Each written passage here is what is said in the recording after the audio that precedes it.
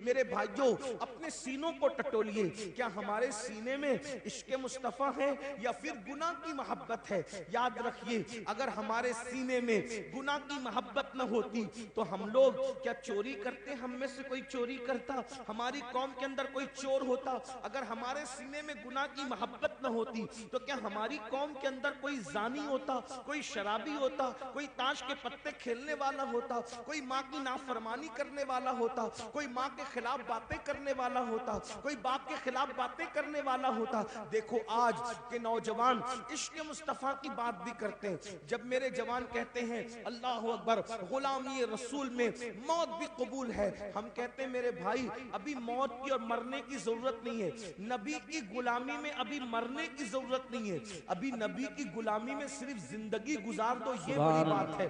آپ مجھے بتائیں جو قوم نبی کی غلامی میں زندہ نہیں رہ سکتی وہ قوم نبی کی غلامی میں موت کیا قبول کر سکتی ہے؟ میرے بھائی داڑھی رکھنے تو تجھے شرم آتی ہے، اور کرتا پاجامہ پہننے تو تجھے شرم آتی ہے، اور ٹوپی پہننے تو تجھے شرم آتی ہے، مسجد میں جانے کو تو تیرا دل نہیں چاہتا، تو جو نبی کے عشق میں نبی کی محبت میں زندگی نہیں گزار سکتا وہ نبی کی محبت میں مر کیا سکتا ہے؟ نعرے لگا کر کے خود پریشان نہ ہو، دوسروں کو پریشان نہ کرو میرے عزیز، زندگی گزار لو عشق رسول میں، یہی بہت بڑی بات ہے۔ اور جو عشق رسول میں جیے گا وہ کبھی کسی کی حق تلفی نہیں کرے گا۔ آپ بار بار ساری باتیں سنتے ہیں لیکن بھول کیوں جاتے ہیں؟ دیکھیے عشق و محبت کے اندر ایک نام ہے حضرت سیدنا اویس قرنی کا، ہم ان کو عشق و محبت کا امام کہتے ہیں۔ میں واقعہ نہیں بیان کروں گا، اشارہ دوں گا، تفصیل کے ساتھ میں حضرت اویس قرنی کی زندگی کبھی پڑھ چکا ہوں، لیکن آپ سے پوچھتا ہوں اندازہ فرمائیں اویس قرنی کے لیے ایک طرف دیدار رسول ہے، یعنی حضور کا دیدار ہے، اور دوسری طرف ماں کی خدمت ہے۔ اویس قرنی نے حضور کا دیدار نہیں کیا بلکہ ماں کی خدمت کی، کیونکہ حضرت اویس جانتے تھے کہ دیدار کے بغیر بھی کوئی عاشق ہو سکتا ہے، دیدار کے بغیر بھی کوئی عاشق ہو سکتا ہے، لیکن نافرمان ہو کر کوئی سچا عاشق نہیں ہو سکتا۔ اس لیے آپ نے ماں کی خدمت کو ترجیح دی۔ جب ماں کی خدمت کو ترجیح دی تو صلہ کیا ملا؟ صلہ یہ ملا کہ اللہ کے رسول اپنا نمائندہ بھیج کر اویس کے پاس کہلواتے ہیں کہ اویس سے کہنا کہ وہ میری امت کے لیے مغفرت کی دعا کرے۔ جانے دعا جس سے دعا کروا رہے ہیں وہ اویس قرنی ہے، اور امت کو حضرت اویس قرنی کی شان بتا رہے ہیں۔ کیوں؟ اور پھر پوچھا گیا اویس قرنی کو یہ مرتبہ کیوں ملا؟ تو فرمایا ماں کی خدمت کی وجہ سے۔ آج عاشق رسول کہلانے والے میرے بھائی مجھے بتائیں کتنے لوگ ماں کی خدمت کرتے ہیں؟ اپنے آپ میں ڈوب کے سوچو کتنے لوگ ماں کی خدمت کرتے ہیں، کتنے لوگ اپنے ابا کی خدمت کرتے ہیں؟ بہت معذرت، اگر علماء سادات مقرروں کے ہاتھ چومنے کی بات آئے تو پورا مجمع دوڑے، ایک دوسرے کو دھکا دے، مار پیٹ کرے، سب کرے، لیکن جس جذبات کے ساتھ تم مقرروں کے ہاتھ چومتے ہو اسی جذبات کے ساتھ کیا تم اپنی ماں اور اپنے باپ کے بھی ہاتھ چومتے ہو؟ باتیں کڑوی ہے لیکن ایک بات یاد رکھنا، کسی بھی مقرر کے پیروں کے نیچے تمہاری جنت نہیں ہے۔ بے شک کتنا بھی بڑا مقرر ہو، کتنا بھی بڑا مقرر ہو، کتنے بھی بڑے ٹائٹل کے ساتھ آئے، کتنا بھی کامیاب مقرر ہو، کتنا بھی بڑا پیر صاحب، کتنا بھی بڑا عالم صاحب، کتنا بھی بڑا خطیب، کتنا بھی بڑا ادیب، بتاؤ کیا حدیث ہے ان کے لیے کہ ان کے پیروں کے نیچے تمہاری جنت ہے؟ تمہاری جنت کہاں ہے؟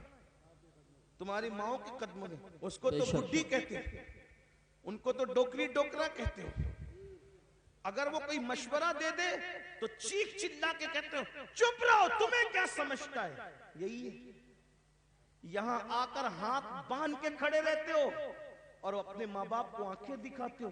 یہی عشق رسول ہے ہمارے پاس، یہی محبت رسول ہے۔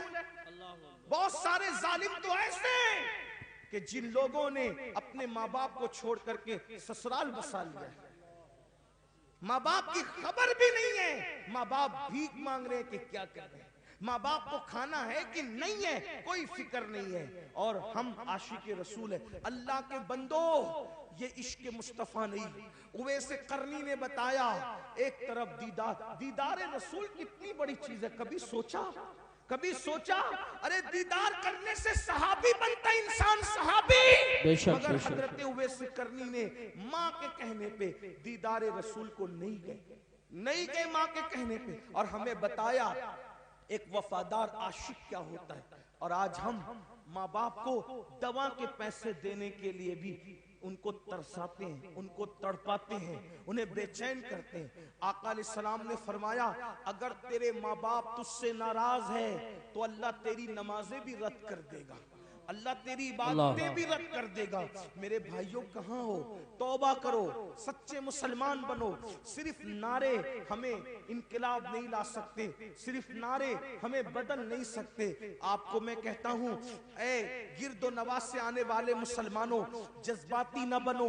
حالات کا مقابلہ کرنا ہے تو عمل کے میدان سے کرو، مسجدوں کو آباد کرو، ماں باپ کے فرما بردار بنو، حلال رزق کو، روزی کو لازم پکڑو، عبادت کرو، اللہ کی بارگاہ میں گڑ گڑاؤ، اپنے گناہوں سے توبہ کرو، رب کی بارگاہ میں رجوع کرو، ایک سچے عاشق کی طرح بنو۔ آئیے بات کو اختتام کی طرف پہنچاتے ہوئے، جب دل میں عشق آتا ہے تو گناہ کی نفرت کیسے پیدا ہوتی ہے؟ جب دل میں محبت رسول آتی ہے تو گناہ کی نفرت کیسے پیدا ہوتی ہے؟ ہزاروں واقعات تاریخ میں موجود ہے۔ دنیا ہمیں عشق رسول کی طرف کیوں آنے نہیں دینا چاہتی؟ اس لیے کہ دنیا جانتی ہے جس دن یہ عاشق بنے گا اس دن یہ ہر گناہ سے چھٹکارا پائے گا، اس دن یہ ہر گناہ سے اپنے آپ کو دور کر لے گا، اس دن یہ ہر برائی سے اپنے آپ کو دور کر لے گا۔ اللہ اکبر! عاشق بنے گا تو اس کو پتا چلے گا نماز میں میرے محبوب کی آنکھوں کی ٹھنڈک ہے تو وہ نماز بھی پڑھے گا۔ حرام کھاؤں گا، حضور کے دل کو تکلیف پہنچے گی تو وہ حرام سے بھی باز رہے گا۔ اللہ اکبر! جھوٹ بولوں گا تو حضور کے دل کو تکلیف پہنچے گی، وہ جھوٹ سے بھی باز رہے گا۔ آئیے جو تاریخ کا بڑا خوبصورت سا واقعہ ہے وہ پیش کر کے اپنی بات پوری کر لوں۔ کس طریقے سے بدلتا ہے عاشق، بس عشق پیدا ہو جائے، کس طرح سے تبدیل ہوتا ہے، کس طرح سے اس کی زندگی میں انقلاب آتا ہے، کس طرح سے اس کی زندگی بدلتی ہے۔ اللہ اکبر! کہتے ہیں مکہ المکرمہ میں ایک جوان تھا، اس جوان کو دنیا فضالہ کے نام سے پکارتی تھی۔ فضالہ نام کا وہ جوان، اللہ اکبر، بڑا ہنسمکھ تھا، ہنسمکھ اس کی عادت تھی، ہنسی مذاق اس کی عادت تھی، اور وہ لوگوں سے دل لگی کرتا رہتا تھا، ہنسی مذاق کرتا رہتا تھا۔ اور اللہ اکبر! اس کا حال یہ تھا کہ ایک لڑکی مکے میں بڑی خوبصورت تھی، اس کا دل اس لڑکی سے لگ گیا تھا، اور جوانی تھی، جوانی کا شباب تھا، جوانی کا جوبن تھا، اس نے لڑکی سے پیار کر لیا، محبت کر لیا، اور لڑکی کے عشق میں وہ مبتلا ہو گیا۔ جب لڑکی کے عشق میں مبتلا ہوا تو اس کی عادت تھی وہ روزانہ ایک مرتبہ دن میں کعبۃ اللہ کے طواف کو جاتا تھا، اور پھر اس کی عادت یہ تھی جاتے وقت بھی وہ اس لڑکی کے ساتھ بیٹھ کر ہنسی مذاق کرتا تھا، اور آتے وقت بھی اس لڑکی کے ساتھ وہ ہنسی مذاق کرتا تھا۔ اللہ اکبر! ایک دن فضالہ کا مقدر عروج پر تھا، اوج پر اس کا مقدر تھا، جاتے وقت خوب ہنسی مذاق ہوئی، دیوار شکن کے کہے لگے، اور اس کے بعد جیسے ہی فضالہ نام کے اس جوان نے حرم کعبہ میں قدم رکھا، مطاف حرم میں قدم رکھا، تو اس میں کیا دیکھا؟ ایک خوبصورت جوان ہے جو پورے انہماک کے ساتھ، خشوع و خضوع کے ساتھ سر کو جھکا کر طواف کعبہ میں مصروف ہے۔ فضالہ نے غور سے دیکھا تو غور سے دیکھنے کے بعد سمجھ میں آیا یہ کوئی اور نہیں ہے، یہ تو محمد الرسول اللہ ہے، یہ تو مصطفیٰ جان رحمت ہے۔ اتنا دیکھنے کے بعد اس کے دل میں خیال آیا کہ اللہ اکبر! یہ اکیلے کعبے کا طواف کر رہے ہیں اور کوئی نہیں دیکھ رہا ہے، اگر میں ان کو اس وقت قتل کر دوں تو مکے والے خوش ہو کر مجھے بہت انعام دیں گے، مجھے مالا مال کر دیں گے۔ وہ آیا اور آنے کے بعد حضور کے ساتھ ساتھ چلنے لگا۔ اللہ کے رسول صلی اللہ علیہ وآلہ وسلم نے فضالہ کی طرف دیکھا، ذرا غور کیجئے، دیکھیے یہ حضور کی سیرت ہے، حضور کی شان ہے، حضور کی اخلاق ہے۔ جان کو قتل کرنے کے لیے آیا ہے فضالہ، حضور اس کی طرف دیکھ کے مسکراتے ہیں اور مسکرا کے کہتے ہیں فضالہ کیا سوچ رہا ہے، کیا سوچ رہا ہے؟ اس نے کہا کچھ بھی نہیں۔ فضالہ کہتا ہے کچھ بھی نہیں۔ آقا نے فرمایا کیا تو یہ نہیں سوچ رہا ہے کہ محمد تو اکیلے ہیں، انہیں قتل کر دوں گا تو مکے والے انعام دیں گے. اور فرمایا ایسے نہیں سوچتے, کمر میں خنجر باندھا ہوا ہے اور میرے قتل کے ارادے سے آئے, ایسے نہیں سوچتے, ایسے نہیں سوچنا. اور اس کے بعد اس کے سینے پہ ہاتھ مارا اور ہاتھ مار کے کہا اس طرح نہیں سوچتے. اس کا سینے پہ ہاتھ لگنا تھا, اس کی زندگی بدل, زندگی بدل. اور اس نے کہا یہ کتنا عظیم انسان ہے, یہ میرے سینے کے راز بھی جانتا ہے, میرا کمر کا خنجر بھی جانتا ہے. قدم پکڑ لیے, مجھے بھی کلمہ پڑھائیے, مجھے بھی مسلمان کیجئے, اسلام میں داخل کر لیجئے. حضور نے کلمہ پڑھایا, اسلام میں داخل کر لیا. پھر کیا ہوا؟ فضالہ نے کہا یا رسول اللہ, آپ اب سے تھوڑی دیر پہلے سب سے زیادہ کسی سے نفرت تھی تو آپ, اور کلمہ پڑھ لیا ہوں تو اب سب سے زیادہ میرا کوئی محبوب ہے تو آپ. سبحان اللہ. آپ سے بڑا اب میرا کوئی محبوب نہیں ہے, آپ سے زیادہ اب میں کسی کو نہیں چاہتا. اب میری تمنا یہ ہے, ایک طواف آپ کے ساتھ کرنا چاہتا ہوں اگر اجازت ہو تو. حضور ایک طواف, اور فضالہ حضور کے ساتھ طواف کرنے لگے. فضالہ کا مقدر تھا قیامت تک لوگ طواف کریں گے, لیکن فضالہ کے طواف کی شان یہ تھی کعبہ ہے, کعبے کا کعبہ ہے اور فضالہ ہے, یعنی دو قبلوں کا طواف ایک ساتھ ہو رہا ہے. اگر آپ عشق و مستی کی نظر میں دیکھیں تو کعبہ اور کعبے کا کے ساتھ طواف کعبہ ہو رہا ہے. جب طواف ہو گیا, فضالہ اپنے گھر کی طرف جانے لگے. اب فضالہ صحابی ہو گئے, عاشق رسول ہو گئے, گھر کی طرف جانے لگے. آئے تھے تو لڑکی سے ہنسی مذاق کہے وغیرہ کر کے اب جا رہے عاشق بن کے, صحابی بن کے. جیسی اس لڑکی کا گھر آیا, فضالہ کا سر جھک گیا. لڑکی انتظار کر رہی تھی کھڑی کہ روزانہ آتے بھی مذاق ہوتی تھی, جاتے بھی ہوتی تھی. جاتے تو ہو گئی, اب فضالہ آ رہا ہے, کرتا کیا ہے. تو جیسے ہی فضالہ سر جھکا کر کے جانے لگے, اس لڑکی نے آواز دی فضالہ, او فضالہ, فضالہ ادھر دیکھو. آپ نے وہیں کھڑے ہو کے کہا کہ نہیں, اب میں تیرے کام کا نہیں رہا. فضالہ نے کیا کہا, اب میں تیرے کام کا نہیں رہا. اس لڑکی نے کہا کیوں, مذاق زیادہ ہو گئی, کوئی تکلیف ہو گئی, کوئی کچھ ہو گیا, بتاؤ ازالہ کریں. تو کیا کہا, نہیں, جب تک کہ میرے دل میں آمنہ کا لال نہیں بسا تھا میں ہر کس و ناقص سے دل لگا لیتا تھا, لیکن اب میرے دل میں عشق رسول پیدا ہو گیا ہے, اس لیے اب میرے دل میں کسی ناجائز محبت کی جگہ نہیں ہے. اب میں تیرے کام کا نہیں رہ گیا. اندازہ فرمائیں زندگیوں میں یوں انقلاب آیا ہے.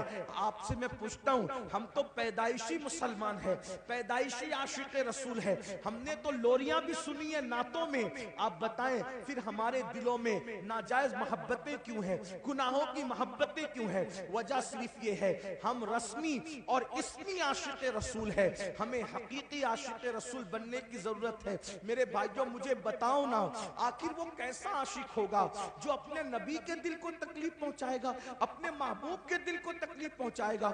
وہ رسول جو پوری پوری رات ہمارے لیے دعائیں کرتے ہیں, آج ہم اس رسول کی نافرمانی کر رہے ہیں, ان کی بات نہیں مان رہے.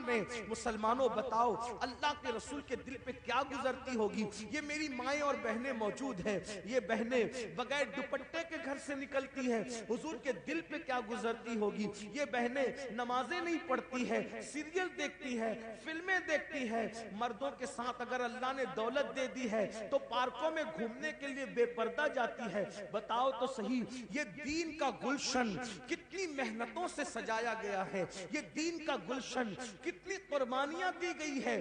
جب یہ دین کا گلشن سجا ہے, اگر آج مسلمان اس احساس سے عاری ہو جائے تو بتائیے پھر مصیبتیں نہیں تو کیا, پھر تکلیفیں نہیں تو کیا, پھر اللہ اکبر تباہی نہیں تو کیا, پھر بربادی نہیں تو کیا. یاد رکھیے اپنے نبی سے سچے دل سے جڑیے.